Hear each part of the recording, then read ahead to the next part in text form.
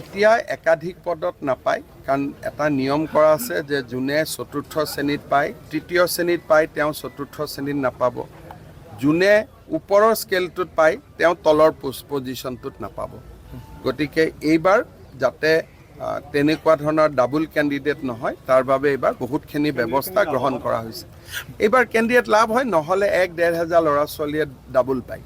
এইবাৰ আমি এটা ঠিক কৰিছোঁ, আৰু লাষ্টত কোনোবাই যদি ডাবল পায়, আমি আৰু এটা চিন্তা কৰি আছোঁ যে একেটা পোষ্টত দুটা হ'লে লটাৰী দি এটা কৰি দিম। আজি এতিয়া মোক ইমান দিনে কংগ্ৰেছে সমালোচনা কৰি আছিল, ইণ্টাৰনেট বন্ধ কিয় কৰিছে। আজি ঝাৰখণ্ডত কংগ্ৰেছ চৰকাৰে পৰীক্ষা পাতিছে, আজি তেওঁলোকে অসমৰ পৰা শিকি ইণ্টাৰনেটটো বন্ধ কৰি দিছে।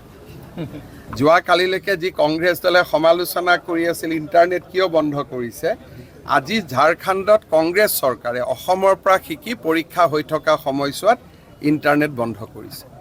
তাৰমানে অসমে আজি দেশক ৰাস্তা দেখুৱাই আছে। এই অভিযান চলি থাকিব ছাৰ, আপোনাৰ নিকা কৰা অভিযান চলি থাকিব। এপইণ্টমেণ্ট গণ্ডগোল নাই, বিশেষকৈ এতিয়া অক্টোবৰৰ পৰা পুলিচৰ নিযুক্তিও হ'ব। আমাৰ ইয়াত বেলেগ কথা একো নাই, চব ল'ৰা ছোৱালীয়ে ভাল কৰি চাকৰি পালে হ'ল।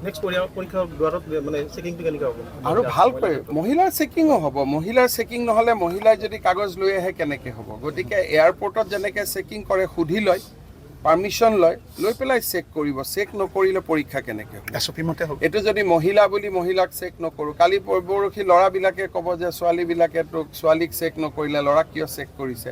সেইকাৰণে আমি ছোৱালীজনীক সুধি ল'ম যে আপোনাক আমি চেক কৰিম, আপোনাৰ আপত্তি আছে নেকি। বোলে মোৰ আপত্তি আছে। আপত্তি যদি আছে তেতিয়াহ'লে তেওঁক আমি বেলেগ ৰুমত বহি পৰীক্ষা দিব দিম, আৰু তাত আমি ইনভিজিলেটৰ বেছি ল'ম।